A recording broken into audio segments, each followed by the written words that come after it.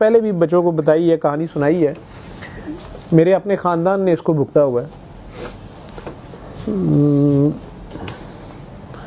आप लोगों ने सुनी भी है सारों ने या नहीं सुनी है? मैं दोबारा फिर सुनाऊंगा। नहीं सुनी है? अच्छा, मैंने इतनी बार तो सुनाई भी है पहले। हमने, मेरे दादा अबू हमें ये कहानी, मैं तो उनसे मिला नहीं, फौत हो गए वो चौधरी फिरोज़ खान मेरे से बहुत पहले, लेकिन मेरी पैदाइश से शायद 20 साल पहले फौत हो गए। लेकिन वो जो मेरे बड़े कज़न्स हैं, बड़े ताया अबू के बच्चे और सारे, उन्हें वो सुनाते थे, अपने बेटों को सुनाते थे। एक तस्वीर उनके पास थी उस ज़माने की जिसमें वो मज़दूरी कहीं कर रहे हैं अंग्रेज़ों के साथ, कोई वो पिक्चर थी उनके पास। वो जब उनके पांचों बेटे जीसी से पढ़ गए और बड़े बड़े अफसर लगे तो वो कहते होते थे कि ये तस्वीर पास रखना और ये याद रखना कि अगर ये वक्त नहीं रहा तो ये भी नहीं रहेगा, कभी जुल्म ना करना। वो तस्वीर अभी भी मेरे कज़न एक के पास है, बड़ी पुरानी, उस ज़माने के कैमरों की, जो बड़ी बुरी हालात में, शायद रेलवे स्टेशन पे पता नहीं वो पंखा चल, क्या करें अंग्रेज़ों को, अंग्रेज़ बैठे हुए डांगरी पहन के, बहुत पुरानी तस्वीर। वो कहते थे कि ये याद रखना कि अगर वो वक्त नहीं रहा तो ये भी नहीं रहेगा। लेकिन मेरे दादा 7वीं नस्ल थे, मेरे दादा से 7 नस्लें पीछे जो मेरे परदादा, जो भी उन्हें कह लें, थे, उनसे एक जुल्म हो गया। बकौल दादा के बड़े जालिम थे, वो इलाके के चौधरी थे, बड़े थे, जिम्मेदार थे, जो भी थे। इस किस्म का जुल्म था कि अगर उनके घर यानी 7 जनरेशन्स पीछे आप जाएं तो ये तकरीबन 1700 कुछ अर्ली बनेगा कि जो अगर उनकी हवेली में सरसों का दिया जलता है तो फिर उस कस्बे में, उस गांव में किसी और के नहीं जल सकता था। उनके घर में गेहूं या गंदम की रोटी पकती थी तो कोई और उस कस्बे में गंदम की रोटी नहीं खा सकता था, वो जौ खाएंगे। सख्त जालिम किस्म का ज़मींदार, कोतवाल, जो भी आप कह लें, और बहुत बड़ी हवेली थी और बहुत पैसा था। और वो अशरफियाँ उस ज़माने में शायद होती थी, वो उनके पास इतनी थी कि वो उन्होंने उस हवेली में देगें जो लोहे की होती हैं वो ज़मीन में दबाई होती थी, और वो एक देग अशरफियों से भर जाती थी तो फिर दूसरी होती थी, फिर तीसरी होती थी, कोई इस तरह देगें भी उनकी अशरफियों की थी। और वैसे भी इंतहाई जालिम किस्म के ज़मींदार थे। वैसे हम पीछे कुतुब शाही फुकर हैं, बहाउद्दीन ज़करिया मुल्तानी और कुतुब शाह और हज़रत अली तक सिलसिला जाता है। मैं इस पे बात नहीं करता होता, मुझे शर्म आती है इस बात पे, मुझे नहीं पता, एम ही कहता रहूँ। करतूत ऐसी नहीं है तो बंदा इतनी बड़ी बात नहीं करनी चाहिए। वो सारी चीज़ें अपनी जगह थी, लेकिन ये साहब बहुत सख्त है। तो एक दिन कोई उनका मज़ारा या जो उनका नौकर था, यंग लड़का था, उस लड़के का बाप बूढ़ा था और वो उससे काम नहीं होता था। तो वो बाप इनके पास आया कि आप ये मेरे छोटे बेटे को रख ले और बड़े वाला मेरा काम कर दिया करे, क्योंकि मैं कर ही कुछ नहीं सकता। तो छोटा बेटा था उसका, कोई 10-12 साल का, कि ये आपके साथ काम करेगा। उन्होंने इनकार कर दिया। तो वो बड़े बेटे ने, वो उनके चौधरी साहब के सामने अकड़ गया वो कि मैं काम करता ही नहीं हूँ। तो उस ज़माने में वो लकड़ी के खंबे होते थे, वो लकड़ी के खंबे के साथ बांध के तो उसको हंटर या जो भी चीज़ थी उससे वो मार रहे थे। उसे बांधा हुआ था और वो मारी जा रहे थे चौधरी साहब। और वो बाप बूढ़ा जो उस लड़के का था और छोटा भाई, वो उनके मिन्नते तरले माफिया मांग रहे थे, लेकिन वो नहीं छोड़ रहे थे, क्योंकि वो लड़का अकड़ा हुआ था। वो कहता मैं नहीं करूँगा काम, मार लो तुम मुझे। उस दौरान एक नंगा फ़कीर, तसव्वुफ़ में नंगे फ़कीर की टर्म यूज़ होती है, बहरहाल आप ऐसे ही समझ लें कि अलफ़ लीला नंगा था। तो वो नंगा फ़कीर कोई सैयद वो वहाँ आ गया। वो कुछ देर ये तमाशा देखता रहा तो उसने उन्हें कहा कि इसको छोड़ दो और छोटे को रख लो। उन्होंने कोई छांटा उसको भी मार दिया। ये कह दिया अपने काम करूँगा। वो चौधरी साहब थे, लैंडलॉर्ड। बहरहाल उन्होंने उस लड़के को इतना मारा कि वो मर गया। जब वो मर गया तो वो फ़कीर वहीं पास कहीं था, या वो आया वो देखता रहा कुछ देर, वो बाप रो रहा था उसके साथ, गले लग के बच्चे को अपने को लाश उठा रहा था, वो छोटा बच्चा पास खड़ा था। इनका जो हवेली थी हमारी वो ऊंचे, एक उसे टिब्बा गांव में कहते हैं, या ऊंची जगह पे थी, बाकी गांव नीचा था। ये अभी नारोवाल से लोग आए हुए थे, उसके साथ जफरवाल है, और उधर छोटा सा गांव खोखरा चक खोखरी, वहां था ये।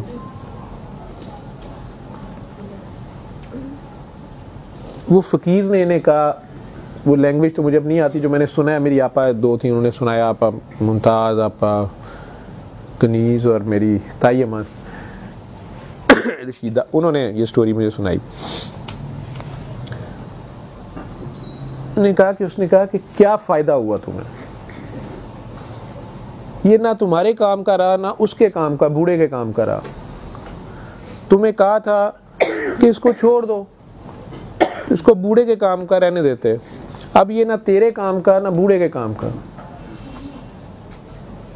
वो अब गुस्से में खड़े, बंदा बच्चा मार के होगा, उसकी जागीर थी, ये जो भी था। उन्होंने दोबारा कहा, ये बूढ़ा अब क्या करेगा। वो फकीर ने जब ये कहा तो उसे कहने लगे कि वो उसके पास छोटा है ना। अब ये जो चौधरी साहब थे, इनके 5 बेटे थे, जो मेरे दादा के जो होंगे 5 बेटे थे। वो फकीर ने भी इसी तरह कहा, उसने कहा तेरे लिए भी छोटा काफ़ी है, फिर तेरे लिए भी छोटा काफ़ी है, अगर उसके लिए काफ़ी है। वो तो चला गया। उसी रात वो 7 नाला डेक उसे कहते हैं, कश्मीर के पहाड़ों से एकदम फ्लैश फ्लड्स आते हैं, फ्लैश फ्लड आया और वो हवेली बहा के ले गया। उसी रात वो हवेली बहा के ले गया, और वो हवेली जड़ों से उखड़ गई। वो देगे, वो सियालकोट के, मैं बताता होता हूँ कि जो लोकल टप्पे गाते हैं ना, उनमें वो उस वाक़े के गाने भी बने हुए हैं कि देगा छन छन कर दिया जांदियाँ, तो ये वो बड़ा मशहूर वाक़या है उधर का। देगे शेगे चले गई, दरख्त पे चढ़ के एक चौधरी साहब ने जान बचाई और एक छोटे बेटे ने, और उनके सामने सब कुछ लुट गया और 4 बेटे भी गए। सैलाब होता है, सैलाब खत्म हुआ तो चौधरी साहब के पास कोई सबूत नहीं, खुद भी बहुत बूढ़े थे जैसे भी थे, और वो एक लड़का। जमीन जायदाद जिसकी हथे चढ़ी, उस गांव में किसी के साथ अच्छा तो किया नहीं हुआ था, गुर्बत आ गई। हुआ क्या कि अगली 7 नस्लें बेटियां जितनी मर्जी पैदा होती थी, वो जो एक लड़का बचा, जब उसकी शादी हुई और फिर आगे एक बड़ा बेटा होता था, बीच में बेटियां या गैप होती थी, फिर एक छोटा बेटा होता था। सिर्फ 2 बेटे पैदा होते थे, 7 नस्लें, और मेरे दादा 7वीं नस्ल थे।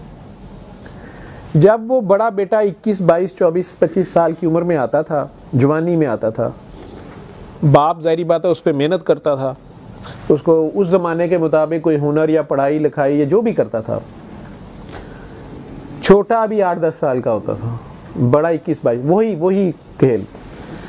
वो अजीबोगरीब बुखार आता था या बीमारी होती थी, और वो बच्चा बड़े वाला मर जाता था किसी ना किसी हादसे में, किसी ना किसी वजह से। अमूमन वो बुखार होता था, बड़ा बुखार, और वो मर जाता था। और पूरे इलाके में ये मशहूर हो गया हमारे घर के बारे में कि हम कर्स्ड हैं, हमने बद्दुआ ली हुई है, क्योंकि ये एक नस्ल नहीं हुआ, दूसरी नस्ल, तीसरी नस्ल, चौथी नस्ल, 5वीं नस्ल।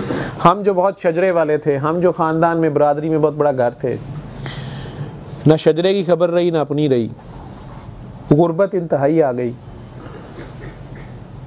मेरे दादा 7वीं नस्ल पे आ गए, और ये मकाफात अमल पे 7वीं पे आके भी अगर जिस सब्जेक्ट में आपकी सप्ली आई होती है, उसी का टेस्ट असल में आ रहा होता है।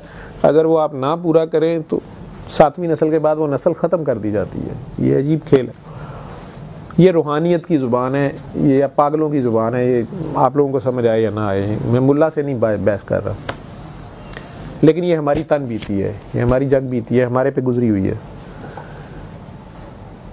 7वीं नस्ल पे आके मेरे दादा कहते मैं 10-12 साल का था, ये हाथ पाँव के बहुत मजबूत थे, और बड़ा भाई जो था वो बड़ा कमज़ोर, और उसके पढ़ने का बहुत शौक़ था उन्हें। मेरे पास ताया का लेटर पढ़ा, मैं कल पढ़ रहा था, रो रहा था। उसमें उन्होंने ये वाक़या इस तरह लिखा हुआ है, कुछ नरेशन की हुई है, कैसे कैसे हालात से वो गुजरे। पहले तो छोटा भाई बड़े भाई को ले गया, बड़ी बहन कहीं ब्याही हुई थी, तारागढ़ इंडिया में कोई जगह है अमृतसर, तो वहाँ चलते हैं, यहाँ से जो बीमारी लगती है वो आपको लगे ही ना बड़े भाई को। वहाँ गए तो ज़ाहिर बात है वो बहन का ससुराल था, भाइयों की वहाँ क्या, वहाँ भी मजदूरी करनी थी, पढ़ाई तो नहीं किसी ने करनी थी।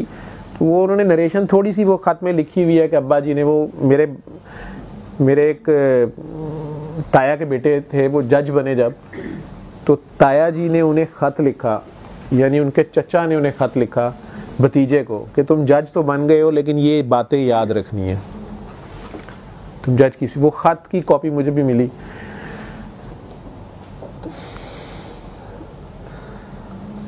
उसमें उन्होंने वो वाकया भी लिखा हुआ है।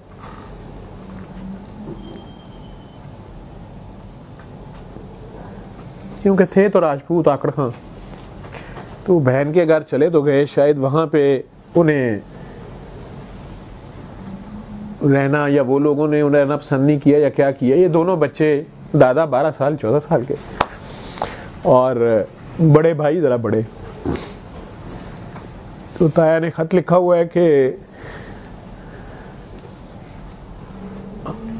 हम दोनों भाइयों का वो सफ़र मुझे याद है, हमारे पास किराए के पैसे नहीं थे और हमने किसी तरह अमृतसर या लाहौर पहुंचना था।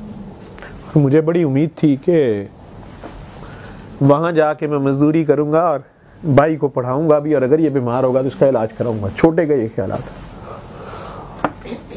बड़े भाई जिस्मानी तौर पे बहुत कमज़ोर भी थे, लेकिन बकौल दादाजी के बड़े प्यारे और गोरे थे, क्योंकि दादाजी खुद मैंने सुना सांवले या काले थे, लेकिन बकौल उनके कि वो बड़े गोरे थे या बड़े हसीन थे, उनको अपने भाई से बड़ा प्यार था या जो भी था। तो अब ये छोटा भाई बड़े भाई का बस्ता भी उठाता था, उनकी किताबें साथ साथ है कि उन्हें पढ़ने का शौक है। उनके पास पूरे कपड़े थे और इनके पास सिर्फ एक लंगोटी थी, उसमें ये मजदूरी भी करते थे। कहीं भी कोई जगह अड्डा छोटा आता था तो वहाँ कोई भी मजदूरी ढूंढ के, कुछ पैसे ढूंढ के फिर खाना, और बड़े भाई को ला के। एहतराम का ये हाल था। ये उन्होंने अपने बेटों को सिखाई बात कि मैं अपने बड़े भाई को, कि उसने पढ़ना है और उसने रेस्ट करना है, और वो नीचे ना बैठे, उसके कपड़े खराब हो जाएंगे, पता नहीं कहाँ पे दाखला मिल जाए, हम पहुंच जाएं तो उसके कपड़े ना गंदे हों। तो मैं अपनी लंगोटी खोल के नीचे बिछाता था और उस पे भाई साहब को बिठाता।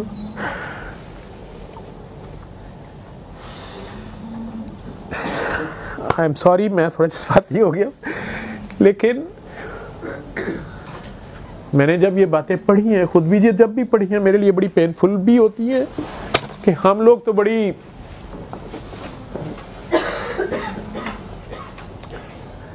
नाजो नाम में पले हैं।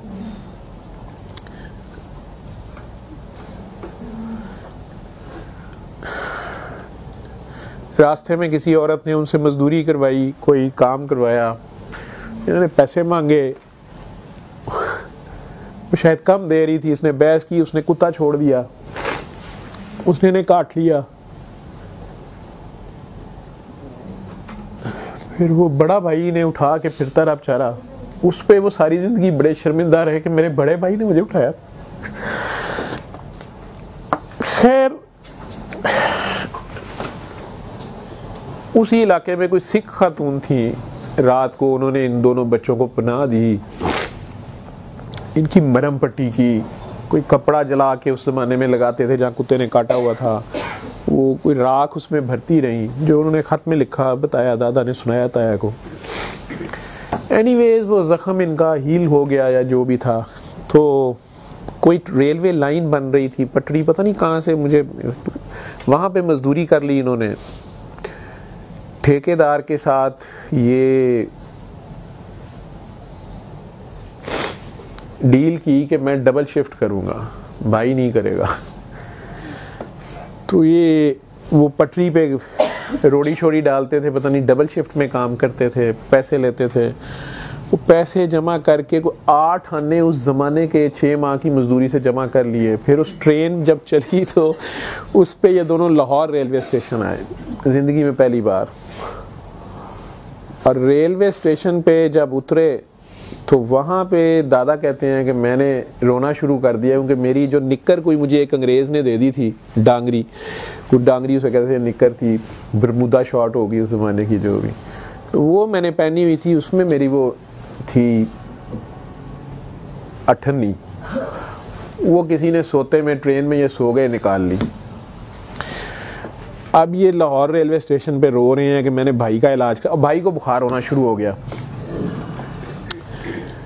दादा हालांकि पढ़े लिखे उस वक़्त नहीं थे, वो कहते हैं कि मेरे जहन में ये सोच थी कि ये मेरे बाप, ये जो कहते हैं बद्दुआ है 7 नस्लों से आती है, ये ना कोई बीमारी है जो यहाँ के हकीमों को समझ नहीं आती।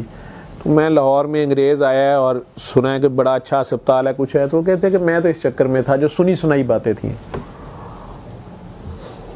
अब रेलवे स्टेशन पे वो रोना शुरू हो गए, कहीं खड़े दोनों बच्चे। वहाँ कोई साहब थे, मुसलमानों का एक स्कूल था शेरावाला गेट पे, मुस्लिम हाई स्कूल, उसके हेडमास्टर उस ज़माने में वो थे, बकौल दादा के। उन्होंने तुर्रे वाली कैप वो पहनी हुई थी, पगड़ी और एचकन, और वो किसी मुसाफिर को अपने किसी को छोड़ने रेलवे स्टेशन आए हुए थे। और दादा कहते हैं कि मेरे ख्याल में इतना बड़ा मैंने रेलवे स्टेशन, मेरे ख्याल में यही लाहौर था। तो मैं यही सोच रहा था इतना बड़ा लाहौर है, रेलवे स्टेशन था, और इसमें ट्रेनें ही चलती हैं तो अस्पताल कहाँ है, साथ ये सोचता था, और इतनी दुनिया है। तो वो जो बुजुर्ग थे उन्होंने इनसे पूछा कि क्या बात है, इन्होंने सारी बात बताई। वो कोई बड़ा आदमी था, कोई अल्लाह का बंदा था, जो भी हेडमास्टर साहब थे, जो मुझे आज समझ आती है।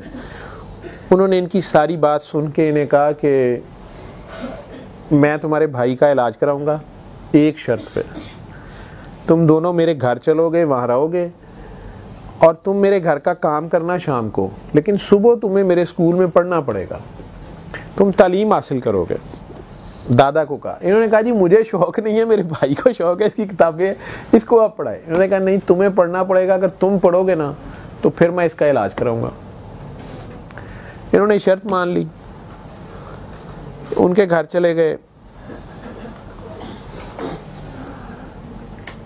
कहते हैं कि अगले दिन उन्होंने उन्हें म्यो हॉस्पिटल दाखिल कराया। उस ज़माने में म्यो हॉस्पिटल बन गया था 1800s में कहीं। तो कहते हैं कि मैं वो बड़ा हैरान कि इतना बड़ा अस्पताल, फिर वहाँ अंग्रेज़ डॉक्टर भी था, वो उन्होंने कुछ चेक चुक किया, उन्होंने मेरे भाई को दाखिल कर लिया।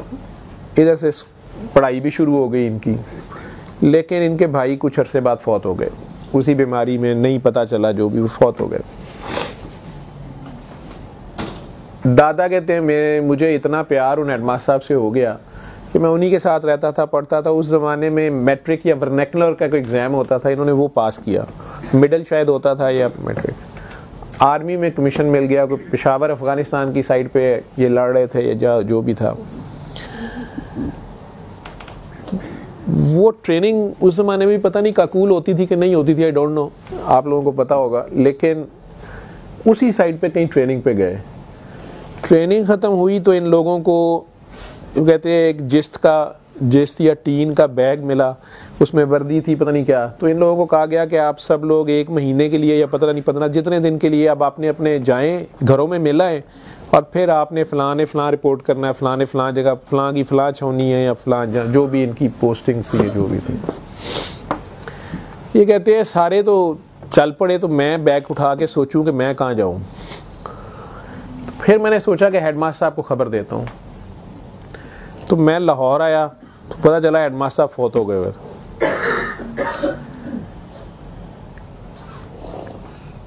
कहते फिर मैंने सोचा कि मैं अपने गांव जाता हूँ, पीछे खबर लेता हूँ। थोड़ी सी ज़मीन भी थी, जो भी था वो कौन ले गया, क्या बना क्या नहीं बना। वर्दी उस ज़माने में वर्दी पहनी हुई थी और उसी में ये वहाँ चले गए। वहाँ ताउन की वबा फैली हुई थी। तो जब ये गए तो एक बहन इनकी वहाँ थी छोटी, वो ब्याही हुई थी उस गांव में। वो रोना शुरू हो गई कि तुम क्यों आ गए हो, तुम माशाल्लाह अगर बच गए थे तो यहाँ तो ताउन फैला हुआ है, या तुम्हें ये ना हो जाए वो ना, जो भी है। कहते हैं कि खैर गांव वाले मेरे से बड़ी अच्छी तरह मिलना शुरू हो गए, क्योंकि अब मैं अफसर लग गया था, या जो भी उस ज़माने में मुसलमानों के तो औलाद कोई नहीं थे, तो अंग्रेज़ों के अंडर। एनीवेज वो कहते कि अभी मुझे पहला रात या दूसरी रात थी तो एकदम शदीद बुखार हुआ और जोड़ सारे जुड़ गए। मेडिकली मैं उसे एक्सप्लेन नहीं कर सका, या मुझे वो लेप्रेसी लगती है, शायद ये उस इलाके में गए थे उधर तो लेप्रेसी थी। क्योंकि वो कहते हैं कि वो कोई हकीम भी आया, उसने कहा कि ये ये प्लेग नहीं है, ताउन नहीं है, लेकिन ये कोड़ है, कोड़ लेप्रोसी को कहते हैं, क्योंकि इनके जख्म जिल्द पे होना शुरू हो गए और उनके ऊपर वो आग लगा के उसने शायद देखी तो उसने, इन्हें आग ही नहीं महसूस हुई, जलन नहीं हुई, उसने कहा ये कोड़ है, ये सारे गांव में फैल जाएगी।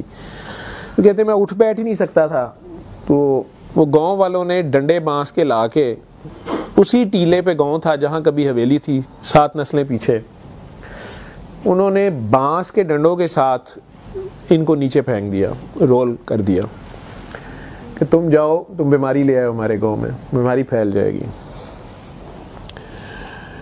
और ऊपर से कोई गांव के जो बच्चे बाले थे वो पत्थर मारना शुरू हो गए या पता नहीं क्या करना शुरू हो गए, ये यहाँ से दूर हो जाए।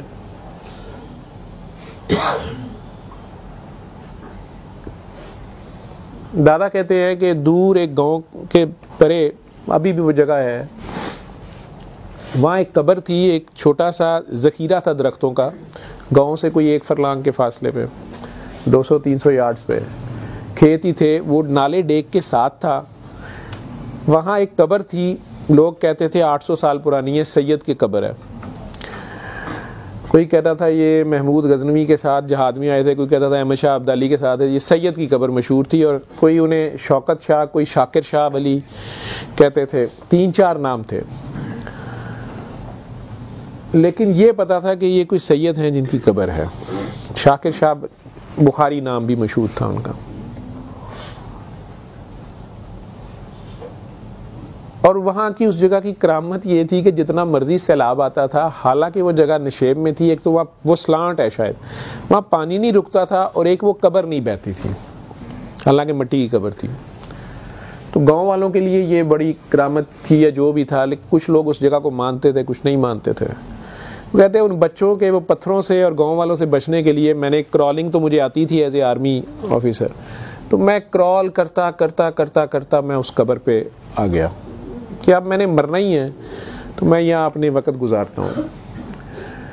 कहते अगले दिन गांव में से एक मौलवी साहब आए, क्योंकि वो मिक्स गांव था, हिंदू भी थे, सिख भी थे, मुसलमान भी थे। तो कहते हैं वो मौलवी साहब जो मस्जिद वाले थे कोई, वो आए, उन्होंने मुझे दूर से आवाज़ दी और एक प्लेट और गिलास सिल्वर का उन्होंने रखा, और उन्होंने मुझे कहा कि फ़िरोज़ मैं दिन में एक बार आऊँगा, इसमें पानी डालूँगा और ये रोटी रखूँगा, लेकिन शर्त ये है कि जब मैं गांव पहुंच जाऊं तब तुमने करीब आना है, तो मेरे करीब नहीं आना।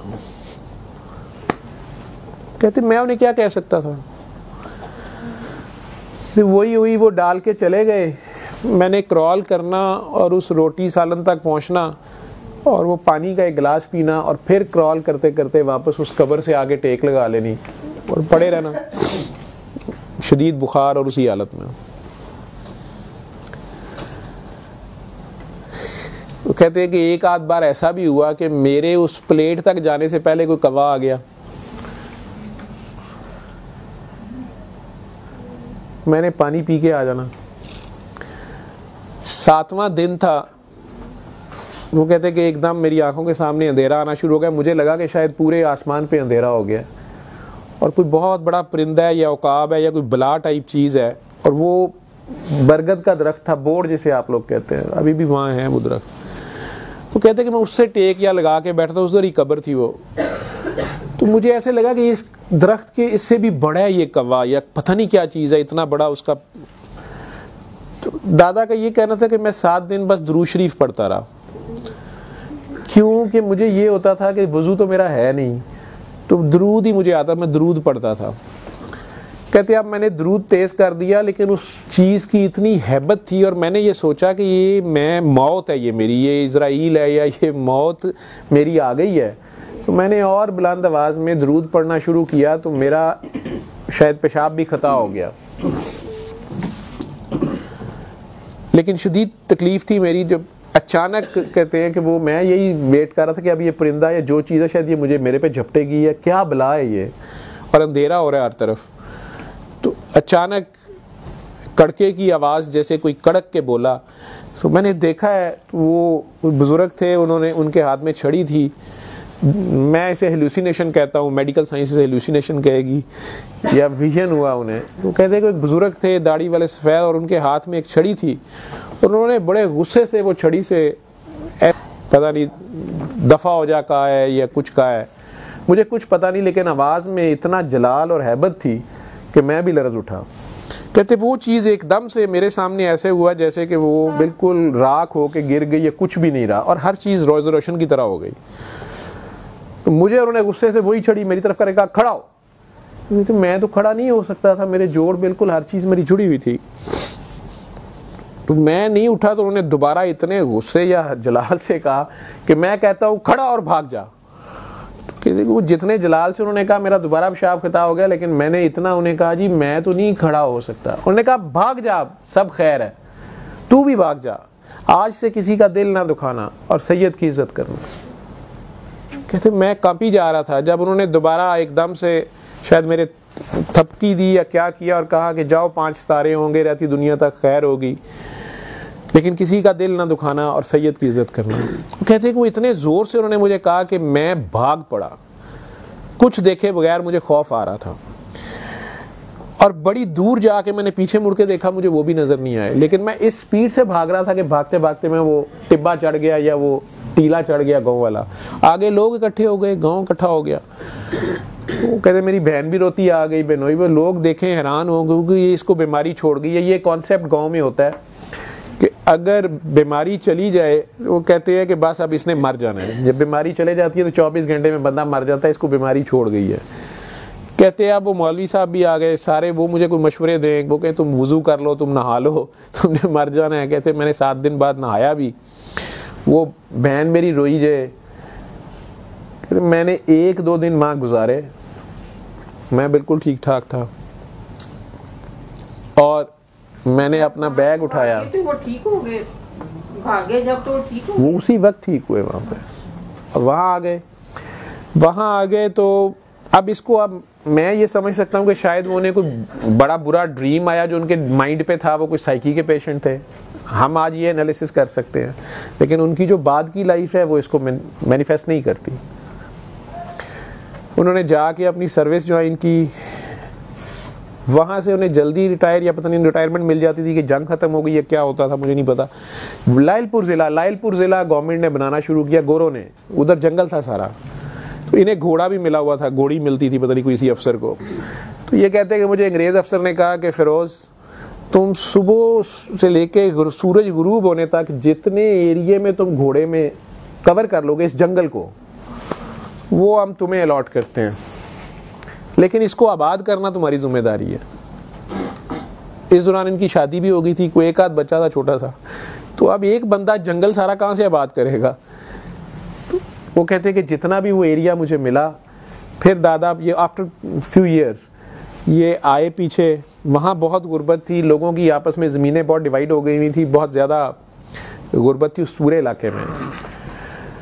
ये वहाँ से लोगों को अपने साथ वहाँ लाए और 5 गांव आबाद किए। राजपूत थे सारे उधर या जो भी, उन्हें लाते गए, वो ज़मीन उनके नाम लगवाते गए, अपने पास 1 मुरब्बा या पता नहीं कितनी रखी। 5 बेटे अल्लाह ने दिए, 5 को उस ज़माने में भी उन्होंने पढ़ाया, खुद मेहनत की, खेती बाड़ी की।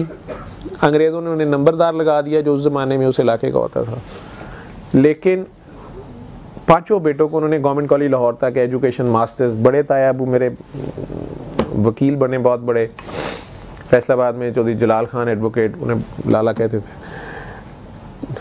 दूसरे भी लाहौर में पोस्ट हुए, पोस्ट मास्टर ऑफिस में।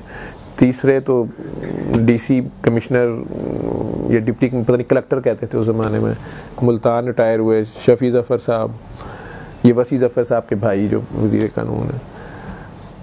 चौथे फूड में थे, तो महकमा फूड में वो भी सारी एजुकेशन सबको कराई। और मेरे वालिद साहब सबसे छोटे थे, प्रोफेसर BA चौधरी या बशीर अहमद चौधरी कहते हैं, इंग्लिश के प्रोफेसर थे उस वक्त। पहले उन्होंने ICS भी किया, फिर वो अलहदा एक कहानी है। तो दादा 7वीं नस्ल थे। तो ये कहानी वो जाते हुए अपने बच्चों को, और जो बड़े पोते थे पोतियाँ थे उन्होंने इसे सुनाई। मैंने जो सुनी है, हो सकता है मेरे बड़े कजन्स मेरे से डिसएग्री करें इस कहानी में, या वो लड़े कि तुमने क्यों किया, ये ऐसे नहीं था वैसे। मुझे जहाँ जितनी मेरे तक पहुँची, जिसमें मेन क्रक्स है वो बात है उसकी, कभी किसी का दिल ना दुखाएं, किसी की आह ना लें। ये 7 नस्लें फिर जाती है। अगर आप रास्ते ले रहे हैं वो सारा कुछ ही साथ आएगा ना।